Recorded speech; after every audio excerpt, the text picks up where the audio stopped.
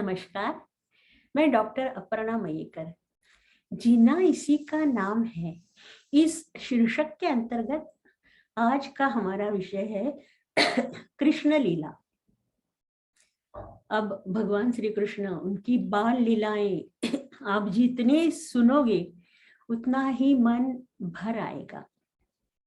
एक बार हुआ यूं कि एक गोपी की सास ने कृष्ण जी को पकड़ा। जब माखन चोर पकड़ा गया माखन चुराते हुए, उसने कहा गोपी को कि इसको बांधो, मैं अभी यशोदा को लेके आती हूँ कि देख तेरा लाला क्या करता है। अब कृष्ण कृष्ण भगवान ही थे। उन्होंने क्या किया? उन्होंने वो गोपी को मोहित किया।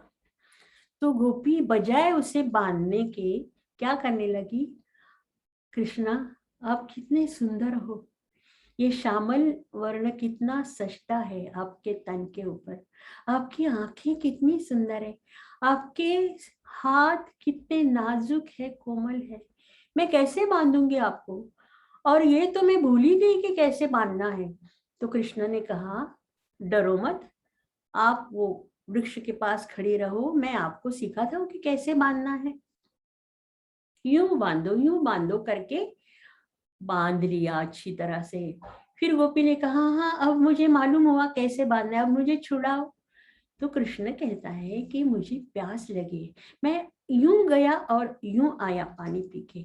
अब वो ना थोड़ी वापस आने वाला है, वो भाग गया। जैसे ही सास वापस आई, वो अरे बाप रे, गुस्सा करने लगी। वो दूसरी बार ऐसे हुआ जब छोटा सा नन्हा सा था कृष्ण कन्हैया, वो अपने माँ के बदन पे दूध पी रहा था और वहां यशोदा ने चूल्हे पे दूध रखा था।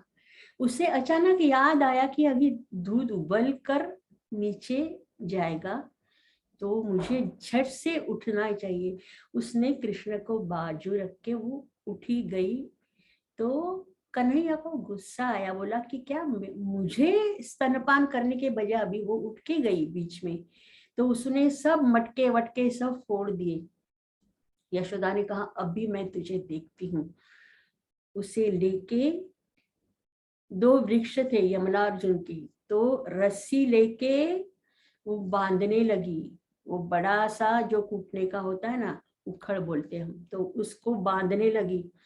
पर रस्सी कहाँ, कम ही पड़ रही है। एक रस्सी उसको जोड़ के दूसरी, उसको जोड़ के तीसरी, नहीं बंधा जाता। फिर राधा को बुलाया। फिर राधा ने एक रेशम का नाजुक सा धागा दिया, बोली इसे बांधो आप, आपकी रस्सी को बंध जाएगा कन्हैया। और वैसे ही हुआ। यशोदा ने कहा, अब मुझे देखना है तू अपने आप को कैसे छुड़ाता है। और वो चली गई काम करने। अब हुआ यूं कि वो जो दोनों वृक्ष थे, वो शापित कुबेर के लड़के थे, नल कुबेर और मणिग्रीव। वो औरतों के साथ बहुत ही बुरा बर्ताव किया करते थे। तो ऋषि नारद मुनि, उनको गुस्सा आया और उन्होंने श्राप दिया कि आपका वृक्ष हो जाएगा। अब देखो, उनका नसीब अच्छा था कि कृष्ण के हाथों उनका वो शाप निकलने वाला था। तो कृष्ण ने खींच खींच के वो रस्सी खींची इतनी जोरों से कि दोनों वृक्ष गिर गए। जैसे ही वो वृक्ष गिर गए, उसमें से ये दोनों कुबेर पुत्र आ गए, उनको मुक्ति मिल गई और वो कृष्ण जी को वंदन करके चले गए।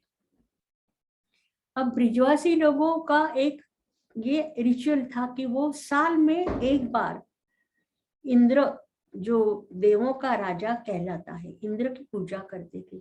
तो कृष्ण ने कहा कि इंद्र की पूजा करने की क्या जरूरत है, ये गोवर्धन पर्वत जो है वो हमें सब कुछ देता है और वो विष्णु स्वरूप है, तो हम उसकी पूजा करेंगे। तो सब ब्रिजवासियों ने बड़े आनंद से अच्छी तरह से पूजा की, भोग चढ़ाया। और ये सब देख के इंद्रदेव को तो गुस्सा आना ही था। उसने कहा, कौन ये छोरा है, मुझे ललकार रहा है, मैं देखूंगा इसे। उसने क्या किया कि सबसे बड़ा बादल जो था, संवर्धक, उसे आज्ञा दी कि जाओ, और इतनी बारिश गिराओ ना कि बस सब लोग डूबने चाहिए। अब जैसे ही बारिश गिरना शुरू हुआ, बहुत ही जोरों की मूसलाधार बारिश हुई, तो कृष्ण ने, सब लोग डर गए, उसके पास आए कृष्ण के, उसने अपनी उंगली पे गोवर्धन पर्वत उठाया। अब किसी को उसकी शक्ति का अंदाजा नहीं था। जो उसके दोस्त लोग थे उन्होंने भी हाथ उठाया और पर्वत को पकड़ के रखा। उन्हें लगा कि ये हम सब मिलके संभाल रहे इस पर्वत को, पर थोड़ी देर में उनके हाथ थक गए। सब लोगों ने हाथ निकाले, अकेला कृष्ण अपनी उंगली के ऊपर वो पकड़ के बैठा था। 7 दिन तक मूसलाधार बारिश हुई, प्रलय हुआ, लोग डर गए। कृष्ण ने कहा कुछ नहीं होगा, आप मेरे साथ रहो। आखिरकार 7वें दिन इंद्र ने सोचा जाने दो, अभी ये तो कुछ मुझसे होने वाला नहीं। 7वें दिन बारिश थम गई और कृष्ण ने अपने सुदर्शन चक्र से सब पूरा पानी निकाल दिया। सब लोग बहुत खुश हुए, त्योहार मनाया, नाच किया, और इंद्र अपने ऐरावत पे बैठ के आया और कृष्ण की क्षमा मांगी, हे कि प्रभु मुझे माफ कर दो। अब कालिया मर्दन का तो आपको मालूम है, कालिया बहुत एक जहरीला नाग था और वो यमुना नदी में रहता था। तो यमुना नदी, उसका जहर इतना स्ट्रांग था कि वो पानी की जो भाप बनती थी, स्टीम बनती थी, उसको इनहेल करने से लोग बेसुध गिर जाते थे। तो कृष्ण ने सोचा इस कालिया का कुछ करना चाहिए। तो अपने दोस्तों से कहा कि हम खेलते हैं कि बॉल फेंकेंगे, हम जो भी फेंकेगा बॉल जहां कहीं भी जाएगा उठा के लाना है। अब जब कृष्ण की बारी आई तो उसने यमुना नदी में बॉल फेंका, तो सब लोग डरे, कहने लगे वहां मत जा, वो कालिया है, वो तुझे मार देगा। कृष्ण ने कहा नहीं, आप डरना मत। वो कूद गया यमुना में और जोरों से वो पानी हिलाने लगा। अब कालिया तो सोया था, उसको गुस्सा आ गया, कौन आ गया है, और कालिया ने कृष्ण को कस के पकड़ा। पर वो कृष्ण थोड़ी ना मानने वाला था। वो बड़ा होता गया, होता गया, होता गया, और कालिया को मारता रहा। सब खून आने लगा, खून से लथपथ होने लगा। फिर वो, उसके बहुत सारे सर थे, एक सर पे चढ़ के डांस करने लगा। तो कालिया की बहुत सारी बीवियां थी, नागपत्नी। तो वो कहने लगी, हे कृष्ण भगवान, गए जन्म में हमारा पति एक दुष्ट आत्मा था, इसलिए वो अब जाके नाग बन गया। लेकिन हम आपसे कहते हैं कि आप प्लीज उन्हें छोड़ दो, उन्हें मुक्ति मिल जाएगी।